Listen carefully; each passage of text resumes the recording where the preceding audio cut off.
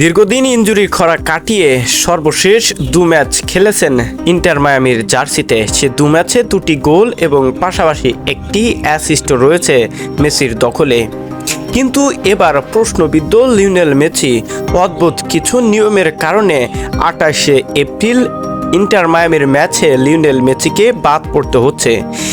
কি অদ্ভুত কারণ এবং কেনই বা লিওনেল মেসিকে সে ম্যাচে খেলানো হবে না, সেটার বিস্তারিত নিয়েই থাকছে ভিডিওর বিস্তারিত। ইন্টার মায়ামির পরের ম্যাচ নিউ ইংল্যান্ডের বিপক্ষে আগামী 28শে এপ্রিল জিলেট স্টেডিয়ামে অনুষ্ঠিত হবে ম্যাচটি। আর এই স্টেডিয়ামের কারণেই আগামী ম্যাচে অনিশ্চিত মেসি। জিলেট স্টেডিয়ামের টার্ফ পুরোটাই কৃত্রিম, আর কৃত্রিম টার্ফের চোটের সম্ভাবনা বেশি থাকে।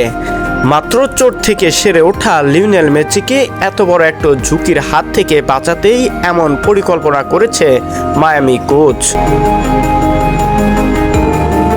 গ্রেছেল বলেন, আমরা ম্যাচের আগে নিশ্চিত করতে পারবো।